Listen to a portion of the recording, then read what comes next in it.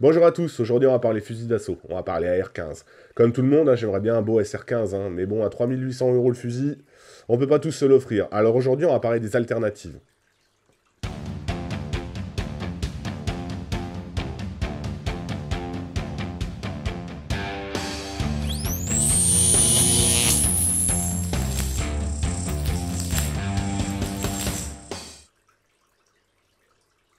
Donc comme je vous l'ai dit, on rêve tous d'un fusil magnifique, avec un beau garde-main, de qualité, etc. Mais il y a d'autres alternatives. Pour les gens qui veulent avoir un AR-15, mais qui ne sont pas forcément prêts à y mettre 3 000 à 4 000 €, il y a des alternatives. Il n'y a pas un jour où je vois pas sur Facebook ou sur des forums un petit jeune qui demande «Ouais, qu'est-ce que vous pensez du MP15 Sport 2 Smith Wesson? Est-ce que c'est un bon fusil?» Internet et YouTube sont remplis de gens qui font des vidéos sur le MP15 Sport 2 et ils sont tous unanimes. Oui, c'est un bon fusil. Alors d'accord, il est dégueulasse. Moi, le premier jour, le garde-main en plastique, la crosse en plastique, c'est pas mon délire. Mais il y a quand même quelque chose à faire. Ceci est un AR-15 à pas cher. Du moins, il l'a été. Le premier jour. Peut-être que les 2 premières heures, je vous l'accorde. Mais ceci est un fusil à pas cher. À l'origine, caché sous sa belle robe, c'est un Ruger AR-556. C'est un fusil qui vaut guère plus que le MP15 Sport 2. Il vaut environ 1300 €. Mais effectivement, il est comme sur la photo que je vous montre. Il a un garde-main en plastique, une crosse en plastique. Il est dégueulasse. Mais il y a des alternatives. Soit vous avez beaucoup d'argent le premier jour, vous pouvez vous acheter un beau fusil, vous faire plaisir.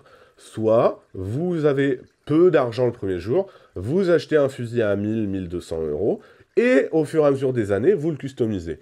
La R15, le gros avantage de la plateforme AR, c'est exactement comme le Glock, vous pouvez en faire ce que vous en voulez, il y a un roisse d'accessoires, de crosse, de garde-main, vous pouvez en faire ce que vous voulez au fur et à mesure du temps. Le premier jour, vous l'achetez, vous faites avec la housse et le guidon qu'il y a d'origine, vous pouvez vous amuser. À Noël, vous avez un billet de 100, vous achetez un garde-main. À Pâques, vous avez un billet de 200, vous achetez une crosse. Après, vous achetez un point rouge. Après, vous achetez un réducteur de son. Après, vous achetez... Vous voyez ce que je veux dire. Vous pouvez le customiser au fur et à mesure des années. Et il y a un gros avantage à ça, c'est qu'on n'a pas le même fusil que les autres. Moi, c'est mon choix. J'aime bien avoir des armes un petit peu différentes, jolies, donc je les équipe avec mes accessoires. Et vous n'avez jamais le même fusil que les copains. Donc je vous ai dit, le Ruger AR-556 est un fusil peu cher, moins cher que les autres. Disons qu'il est dans le bas du panier. Il est environ à 1300-1400 €. Mais il a tout d'un grand. Il a un canon forgé à froid avec un pas de rayure de 1/8. Donc moi, ça me permet de lever des ogives qui sont plus ou moins lourds, jusqu'à 77 grains. Moi, je tire du 62 grains. Il a une poignée Hogue, il a le dust cover, il a le machin assist pour chambrer les cartouches, même si bon, on va pas à la guerre, on en a pas trop besoin dans un stand de tir, mais il a le mérite de l'avoir. Il a tout ce qu'il faut comme un vrai. Et surtout, il est chambré en 5,56. Et pas que et uniquement que en 223 Remington. Donc je peux mettre ce que je veux dedans. Donc en effet, le premier jour, à l'origine, il fait pas rêver. Hein. Il est comme la photo que je vous montre là, il a un garde-main en plastique, il a une crosse en plastique, il fait rêver personne. Mais vous l'achetez, et le premier jour, vous avez déjà une hausse, un guidon, vous pouvez aller vous amuser au stand, vous pouvez aller tirer. Après, quand vous avez un petit billet, je vous dis, vous pouvez changer tout ce qui peut être changé dessus. Le gros avantage de la plateforme AR, c'est comme le Glock, il s'en est tellement vendu que vous avez des accessoires à Roisse. Vous avez des crosses, vous avez des garde-mains, vous avez des poignets, vous avez des queues de détente, vous avez des points rouges, vous avez des réducteurs de son, vous avez tout pour vous faire un fusil aux petits oignons au fur et à mesure des années. Si vous en prenez soin, vous l'aurez à vie, vous avez la vie pour le faire. Alors, qu'est-ce que j'ai mis sur mon fusil? Alors déjà, j'ai mis une crosse squeletton. C'est une crosse que j'adore. J'hésitais entre les deux, enfin entre deux, entre la Skeleton et la UBR de chez Magpul. J'ai hésité, ben j'ai acheté les deux. J'ai l'autre sur un autre fusil. Bref, peu importe. C'est une crosse qui vaut assez cher. Elle est dans les 250, 300 €. Mais voilà, c'était mon coup de cœur, je l'adore. L'inconvénient, c'est qu'elle n'est pas réglable, mais elle est relativement bien faite. Elle est... il y a une plaque de couche en caoutchouc, je l'aime bien. Mais pour les plus petits budgets, vous pouvez avoir tout simplement la Magpul bien connue. Alors ça branle un peu dans le manche, mais elle fait le job et c'est quand même beaucoup mieux que celle d'origine. Je l'ai équipée en LPVO, alors j'ai mis une lunette Strike Eagle 1.8 par 24, donc elle existe en 1.6 par 24 et 1.8 par 24. Moi je tire à 200 mètres avec, donc j'ai préféré mettre du 1.8, avec son montage qui vaut presque aussi cher que la lunette, mais tout est de grande qualité. Cette lunette a un réticule qui est fait pour le 223, donc c'est bien pratique pour quand on tire à différentes distances. Le réticule est relativement bien fait pour ce calibre. Je lui ai rajouté un petit point rouge à 45 degrés. Une poignée Magpul, ça vous avez l'embarras du choix également, hein. Il y a plein de marques.